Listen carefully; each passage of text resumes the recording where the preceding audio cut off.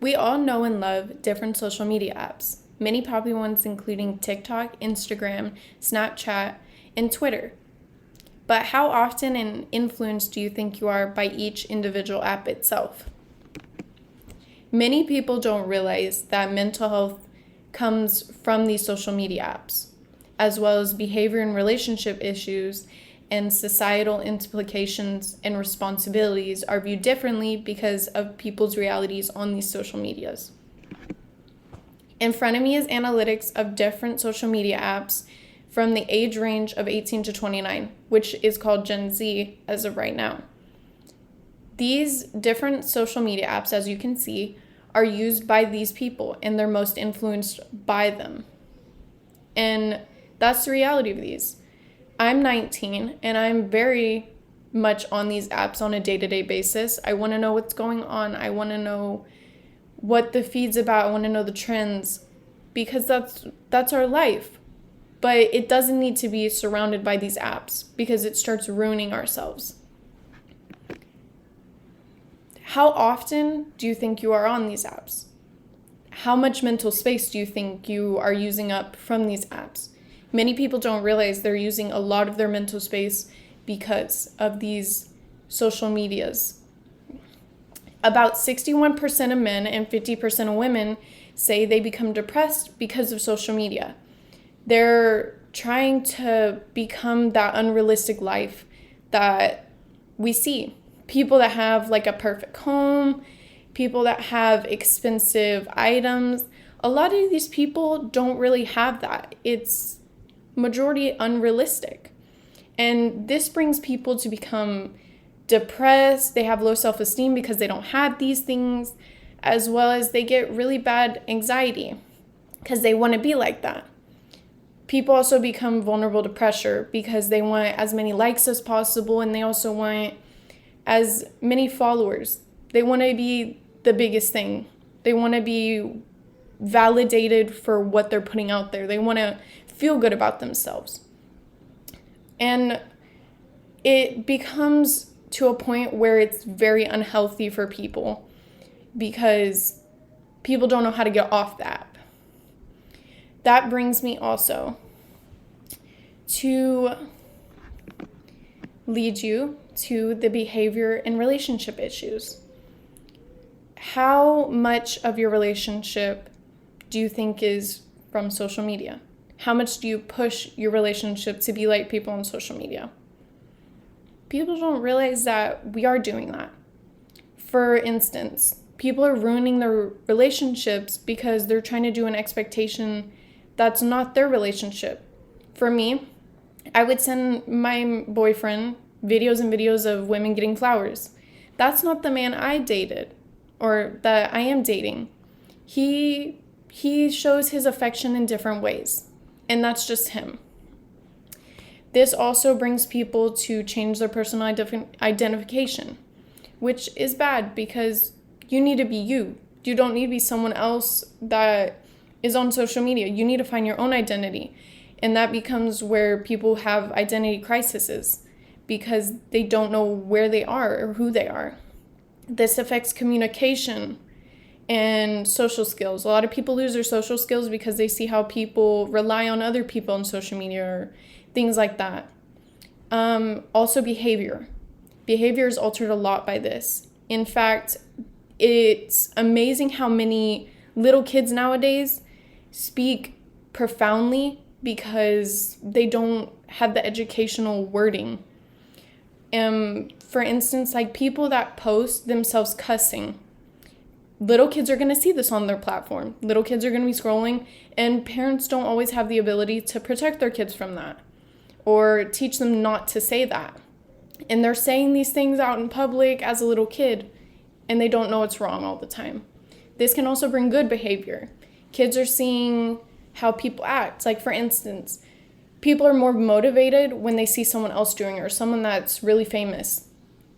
Like people giving to the homeless.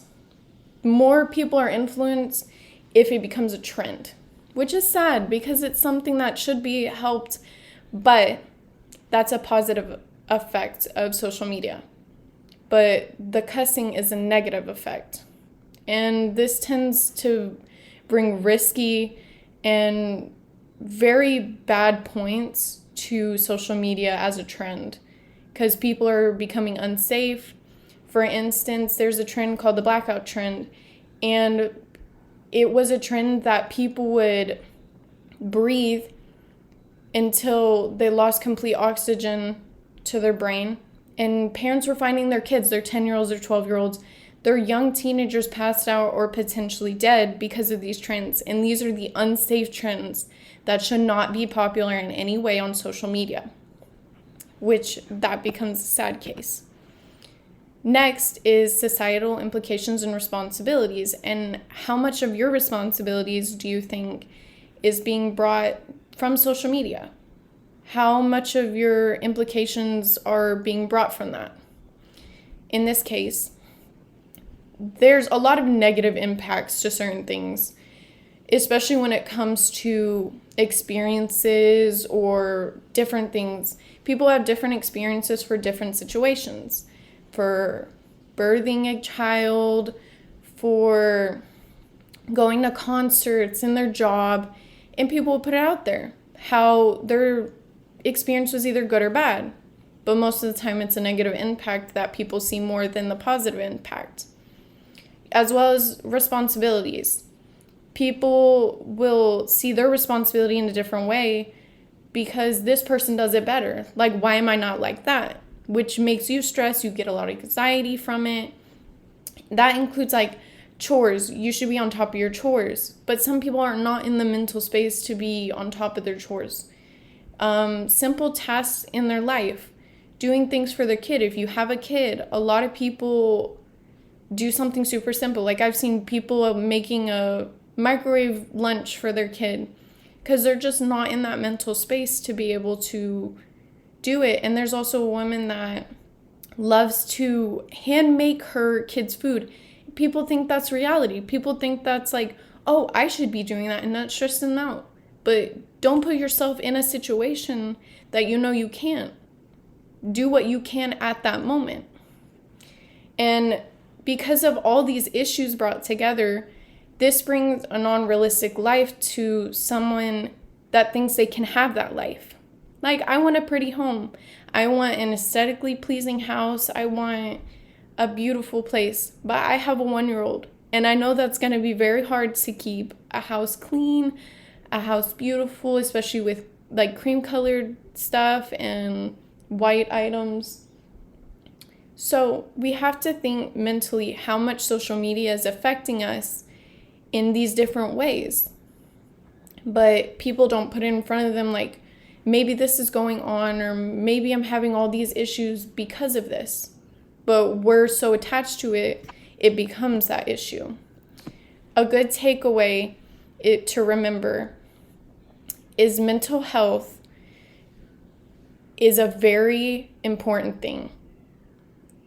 People need to realize that you're good enough for where you are. If you want to be on social media and put your life out there, okay. But don't always expect to have that unrealistic life that some of these influencers put out there. Be aware of your relationships and behaviors because those can come from social media and become bad, as well as your responsibilities and the way you see things as your societal implications.